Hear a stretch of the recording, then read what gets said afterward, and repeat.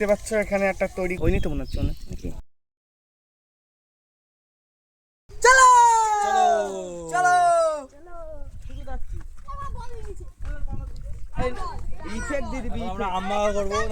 তো গাইস এখন আমাদের একটা আম মাখার পরিকল্পনা হয়েছে। এর জন্য আমরা বাগান থেকে চুরি না করে লোকের বলে আম নিয়ে আসবো।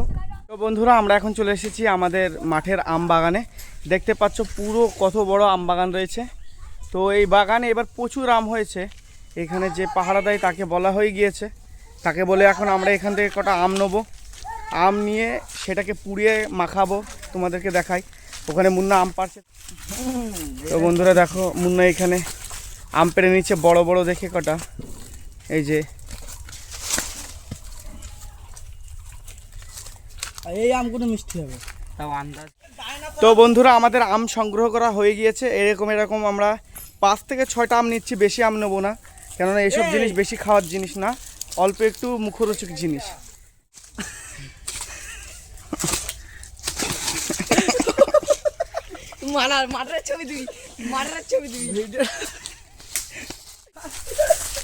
অভিনয়টা কেমন? তো এইখানে এই যে খেজুর গাছ আছে একটা শুকনো, সেইখান থেকে খেজুরের ডাল ভেঙে আমরা জ্বালানি তৈরি করব। অভিনয় এই জ্বালানি নেওয়া হচ্ছে সবাই মিলে, এইগুলো দিয়ে আমগুলো পোড়ানো হবে। এখন আমরা যাচ্ছি চেম্বারে। এইখানে আমগুলোকে ভালো করে পরিষ্কার করে ধুয়ে নিতে হবে প্রথমে। আমের গায়ে অনেক রকম ওষুধ লেগে থাকে, যেহেতু বাগান আমগুলোকে ভালো রাখার জন্য নানা রকম কীটনাশক ব্যবহার করা হয় আমের ওপরে। তো এখানে একটা চেম্বার আছে, চেম্বারে এই যে অল্প অল্প জল বেরোচ্ছে, এটাকে আমি জোরে করে বন্ধ আছে, এটা অল্প অল্প জল আছে, জোরে বেরিয়ে দেবো কিনা বল। এটা এখন হাত দিয়ে একটু জোরে করবো, জোরে করে আমগুলো ধুয়ে নেবো।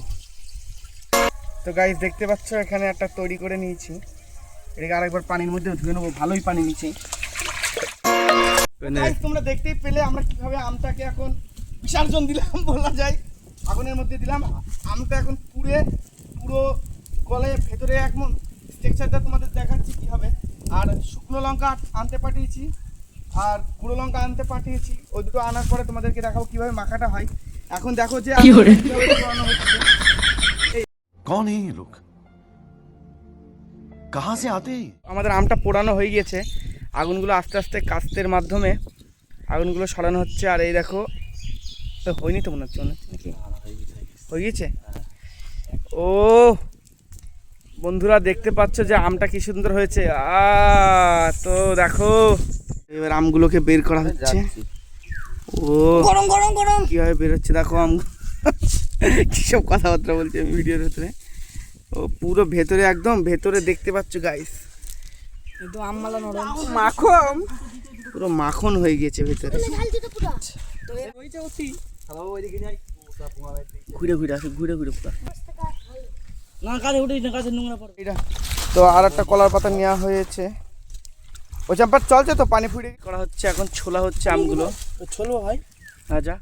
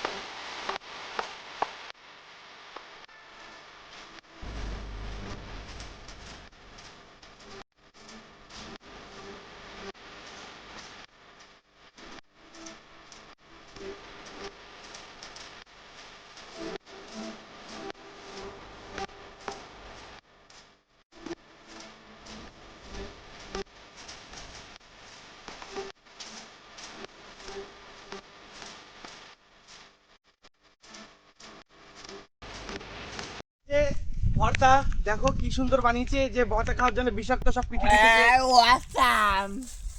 থেকে এলিয়েন গুলো চলে এসেছে আমার এই ভর্তা খাওয়ার জন্য।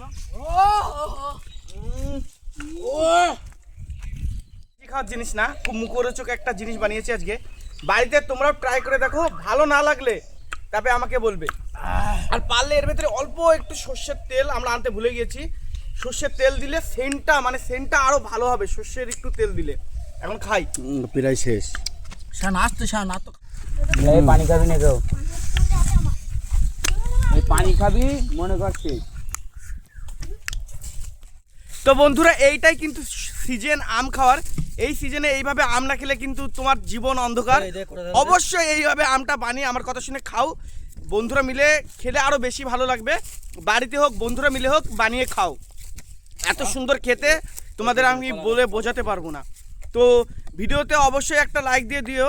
আমরা এইভাবে খুব কষ্ট করে কিন্তু ভিডিও বানাই, ভিডিওটা কিন্তু তৈরি করতে ভালোই খাটনি হয়। প্রথম থেকে শুরু করে ভিডিওটা শুরু করতে হয়, এডিটিং করতে হয়, তারপরে আপলোড দিতে হয়, তারপরে তোমরা দেখতে পাচ্ছ। তো তোমাদের কাছে একটা অনুরোধ, একটা লাইক দিয়ে দিও। চলো, খোদা হাফেজ, বাই।